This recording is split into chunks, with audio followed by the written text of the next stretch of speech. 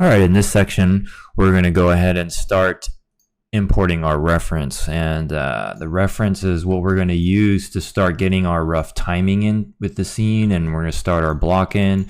I'm going to show you how to bring that into the image plane. And this is really important. This is what all the animators, whether it's movie, TV, or game animation, are using. And it's really important to make sure that you have reference before you start your scene.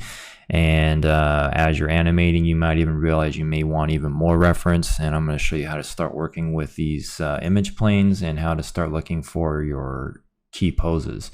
So what you're going to want to do is in the viewport menu here, you're going to go into image plane, and then you're going to go into import movie. And in this movie scene, we're going to go ahead and I'm going to find our reference and go ahead and point that in here. And in the reference section here, we're going to have 4 movies. So I've created 4 movies with a front, back, side, and a second side. And the main ones that we're going to be working with are the front and the side views. And as secondary views, we're going to have the other side view and a back view. The main reasons why we have the 4 views is because you know, whether it's whatever type of game situation you might be in, even if your game only has, like, for example, if it's a side scroller and it's just a side view, you still may want a walk or something like that that ends up happening in a cinematic, and the camera might change. Which is why you'd want to make sure that from all views for games, you want to make sure that the walk cycle or whatever animation you're creating for the game looks good from all views. And sometimes it's not possible to have multiple views of the reference.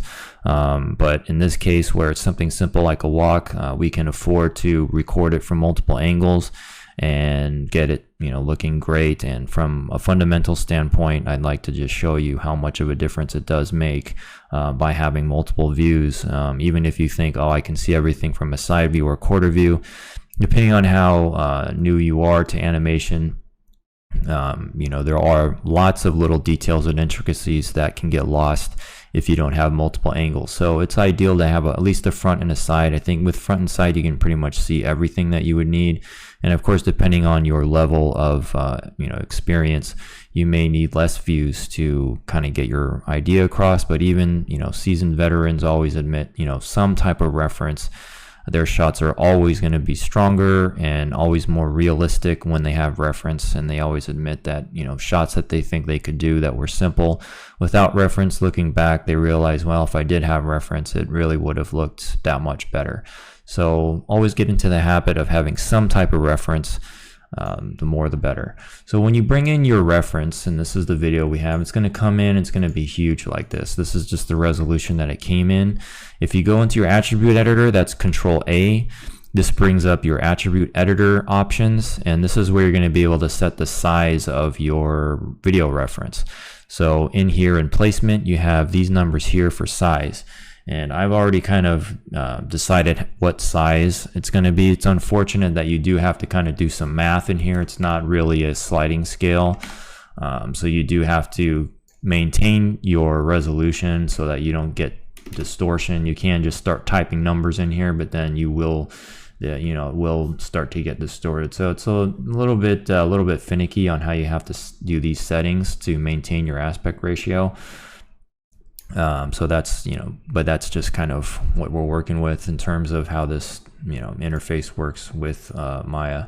And in the offset section, this is how you're going to be able to move and place this this image plane. So for our purposes, moving it over to the side here, and then moving it up right here, we'll get it a little bit higher in the scene. I think even if we move it a little bit even higher up, you can see by just putting a couple extra numbers in there, you can get the scene to be you know, more precise to what you want. It's a little finicky, but once you set it up, you're good to go. You don't really need to do a whole lot else with the the reference. So as you can see here, as I scroll through the time slider here, the video is going to be playing. And that's how we're going to start setting up our character. We'll be matching up the scene with this view. So to do the second one, just go through the same process. We just go ahead and go into image plane, import movie, and we go ahead and get the front view. You're going to have the same thing. You go ahead and go into the attribute editor, type in your size.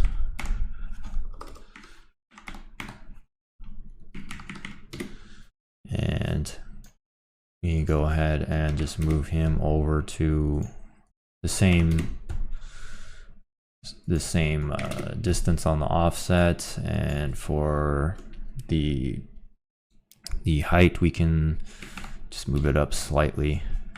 So now we've got a front view and a side view here, and even if you get a little bit of distortion, which we have here, it's, you know, you can go ahead and adjust these sliders.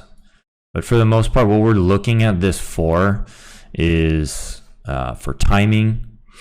So I've lined up his contact frames, his down frame passing, his up position, and his contact here.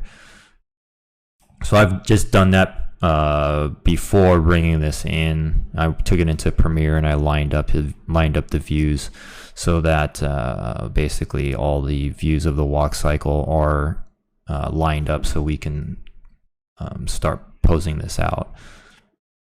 And we're gonna basically kind of match the video reference onto our character and take some animation creative freedom to make that work in a 3D space.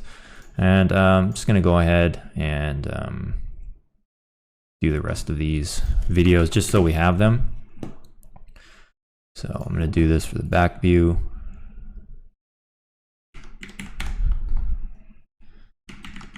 These are not quite as critical, but going to go ahead and have them just in case we do want them later.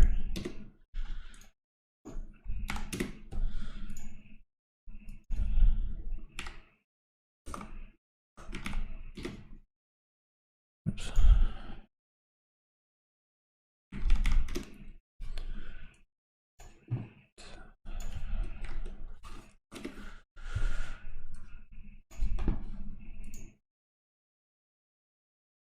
So I'm just going to go ahead and bring in the second side view. The second side view, the reason why I typically have students do a second side view is if there's a walk cycle or something like that with the character is holding a weapon. Typically if there's a weapon being held, you're going to want to be able to see the character holding the weapon, whether it's the right side or the left side, because the arm swing is going to be different. In this case, the character isn't holding anything, so it doesn't really, you don't necessarily need we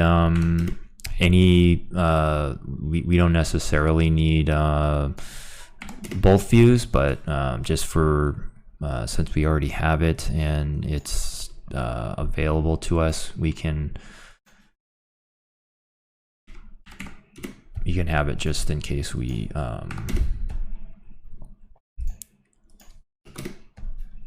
need it for polish or something like that. So now I've got all 4 scenes, and if I scrub through everything, and depending on your machine speed, you may get a little bit of lag from having them all up when you scrub through. So ideally you're not going to want to have all of them up at the same time. So what I would suggest is to put them on a layer. If you're unfamiliar with the layer system, we're not in the animation layers, they're just in the display. I'm just going to go ahead and start adding these to the layer. So all I'm doing is I just did a create empty layer and created a new layer here. I right click that and then I add the selected object. You can see that it's selected because it turned yellow, and now I can turn it on and off, and you can go ahead and rename the layer. So I can just say side A ref if you want to underscore it, and we can also pick a different color so that it stands out from all the other layers that are there. And we're just going to go ahead and just kind of start adding the rest of these into the system here. Yeah, so if you don't hit save, it's not going to remember what you typed. So make sure you do that, and now you can basically turn these on and off, and you'll just do this for obviously for all 4.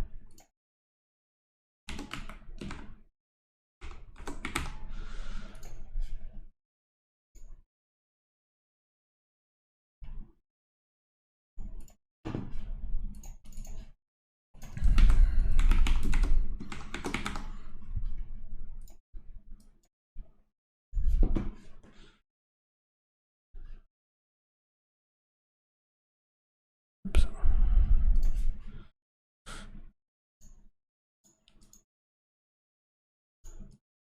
This is front. You can rename them as well if you messed up like that.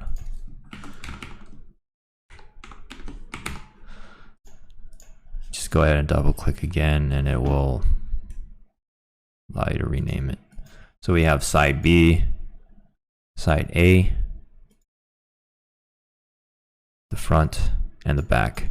So if you go ahead and turn off the ones on the left and you scrub it, be a little bit easier to work with. Also, when you start manipulating the character, you may not want to have everything up into view.